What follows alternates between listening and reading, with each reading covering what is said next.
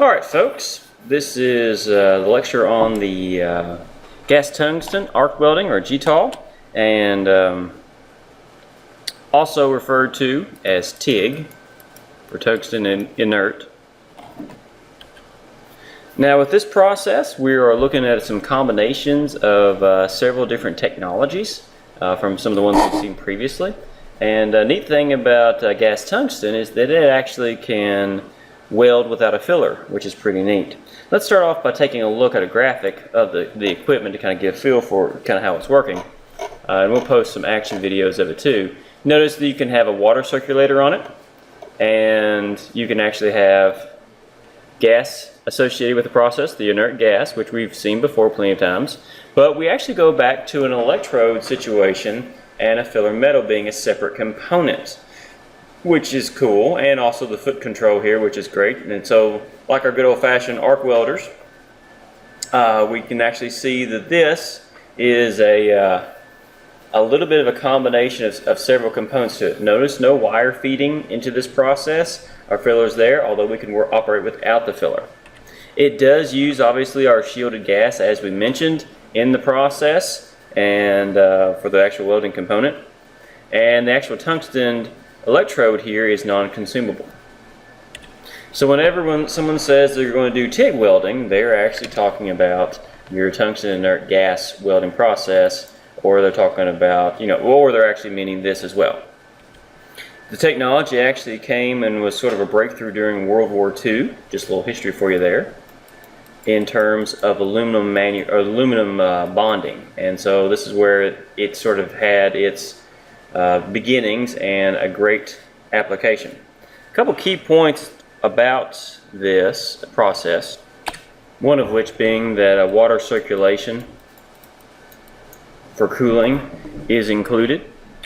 Not necessarily all the time, but if they are water cooled because of obviously overheating issues, it's one of the first that you see it a little bit more predominantly.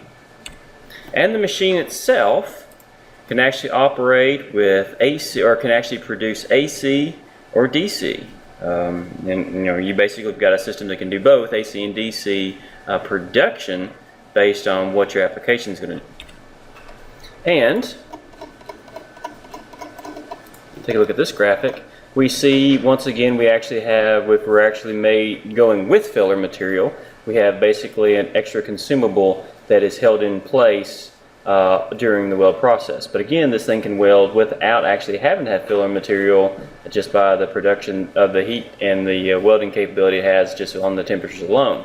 So still got the shielding gas coming through, no flux required, concentrated levels of heat, filler material added. The actual tips vary, or the actual tungsten components vary for a lot of different applications. And one of the reasons that it actually has the whole AC/DC approach is because you can actually get different performance or different qualities and processes with gas tungsten by changing sort of the flow of the ions, or the electrons within the process. So let's take a look at this graphic here. So if we're going to use a direct current electronegative, or DCEN, which means that the actual head system, the electrode system, is actually negative, and the workpiece is set to positive in terms of electricity, you actually get an interesting flow. You get the electrons flowing this way.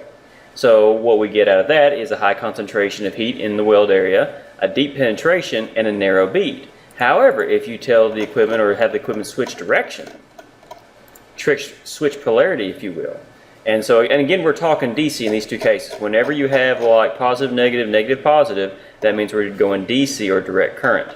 Now in this particular case, we're going direct current electrode positive. So in this case, this is a little bit more typical. The electrode is positive, the workpiece is negative, and the flow of electrons are coming this way. So we're going this way with electron flow. Now, let's see what we have as a result. We have good cleansing action in the weld area, a shallow weld, and a wide bead. Now, when we talk about cleansing area, it basically means that the gas effect, like the gas ions, because it's a shielded process, are actually getting pulled in such a way that we get a better protection and a cleaning of the weld component right in this zone. So if we want a better kind of a more pure weld, we have this approach, DC or DCEP, where we have positive negative this way. Now there's also the AC option.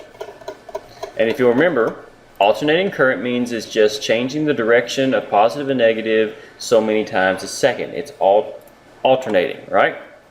So here we go. In alternating current, you get a combination of both. Let me scroll it down just a little bit more. There we go.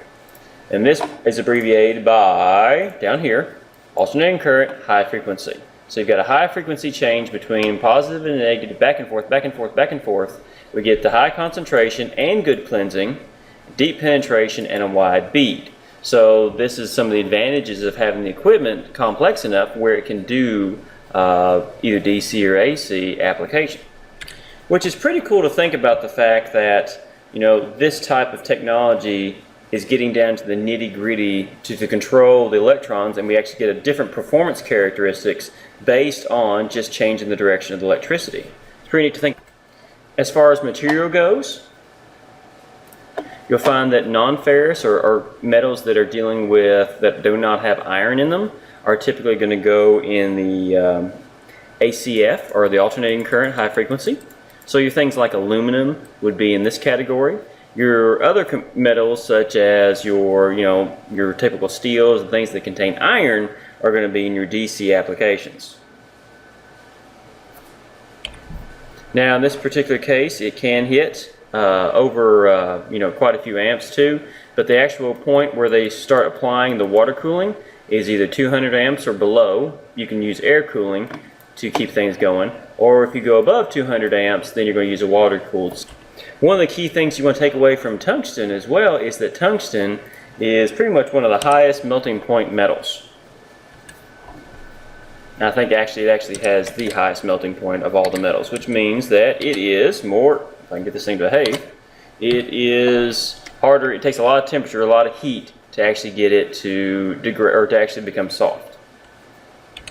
But obviously, if you're starting to, which gives you a lot of advantages in terms of which process you're doing, but obviously if you're getting them at the high temperatures, you need to throw the water to it to actually keep it from the actual head itself from overheating. Now, another interesting component about, as I mentioned, in terms of the tungsten electrode, this can be swapped out. You can actually have pure tungsten electrodes, which are used for a variety of applications. They'll actually have like a certain type of striping associated with them, so you know which is which. There are some, composite type systems where, I shouldn't say composite, that's not correct. Alloys, where you have some tungsten, actually not really alloys either. They're more like, different applications of tungsten. So you can actually have laminated tungstens, which have, or serrated tungstens, which are actually are good for certain types of processes versus others. And those kind of things would be specified in specific applications. The serrated, lanthanated, shouldn't say laminated, it's lanthanated, but those ones with like an orange stripe or black stripe are used for welding with ferrous metals. However, if you're going to use the pure tungsten, then you're probably going to be working with aluminums. Shielding gas is argon or helium, depends on which is more cost effective for the manufacturer typically, or what you have set up, so no big surprise there. Another neat fact is the fact that the shielding gas is required after, well actually I should say this, before, during, and after the welding operation. So you notice in this graphic, the foot control, a lot of controls are going on with this machine. So when you actually push the foot control down, it's going to do a couple things. So before you actually start the weld, the actual gas will flow on the area, and then of course obviously the shielding gas is flowing during the weld, and then when you let off, actually gas continues to flow even though the actual arc has stopped. The benefit of doing this actually is to protect the weld protect the actual result of the weld after the arc has stopped, to avoid contamination. So we get a little bit better quality or purity of weld. And these foot controls, it can be pretty handy. They can also have it where they can mount this on the actual torch component as well. And you notice I didn't even point that out, but this actually is more of a torch in this particular case than it is. It's an electrode, but it's actually kind of in the same category as a torch. Now there are quite a few settings that a person would have to look at for the process to begin. or a lot of adjustments, I should say. First off, you've got to choose your base metal, what you're going to use, the type of joint, obviously, position, those kind of things. And your adjustments are going to be what current you're using. Yeah, obviously adjusting the amperage, the right type of tungsten electrode on your torch, cooling the water flow depending on how many amps you're pulling, selecting the shielding gas, and of course adjusting the shielding gas flow rate and the electrode extension. And of course the manufacturers are going to have charts for all kinds of different metals and thicknesses for you to make these selections. As far as operation, it's kind of similar to our oxy-fuel welding, the torch and the filler material. And we'll post a video animation of kind of the process to kind of guide you through that if you're not familiar with it, just so you can get a feeling of how it looks. Some great advantages is your actual process is typically free slag. By the way, I pronounce it slag. Some people actually pronounce slag. I just always call it slag, and I might be incorrect, but that's just how I say it. So you can correct me if you don't like the way I say it that way. But just pointing that out. And it's free of it though, or typically free, which is great for finishing processes, not having to clean it, or have to do a lot of extensive preparation. Let's see. You can use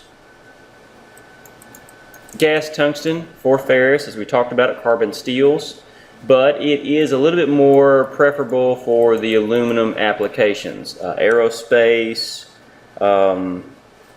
aircraft industries, because it's good for working with aluminum and also things like magnesium and stainless steel and other metals that aren't welded and other metals that are a little bit trickier to do with the other typical processes. That's why the aircraft industry really, really likes this stuff. Another big advantage of this is the fact it can weld very, very thin metals, which is why, again, aerospace and aircraft manufacturing really likes it. So you get a pure weld, works with trickier metals and works with thinner stuff, so it's a great process. And as something that seems a little almost counter to the fact that it can weld with thin stuff, it also can get really, really good penetration. And as a result, you can also see it used in welding pressure vessels and even the piping systems associated with nuclear power plants. So it has a lot of high-end applications, a lot of very, very important applications when it comes to safety and expensive types of equipment.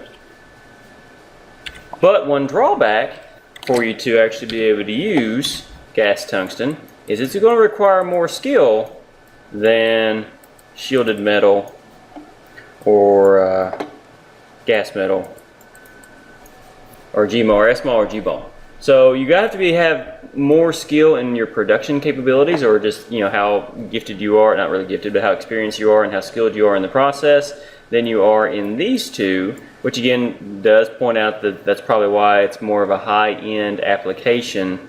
And it just makes sense too, because technically you're having to hold filler material in certain applications and be very, very careful in your movements and those kind of things. But on the plus side, if you're more skilled and you can do this, then obviously you're probably going to make more money, because of the labor costs are typically higher with gas tungsten than the others.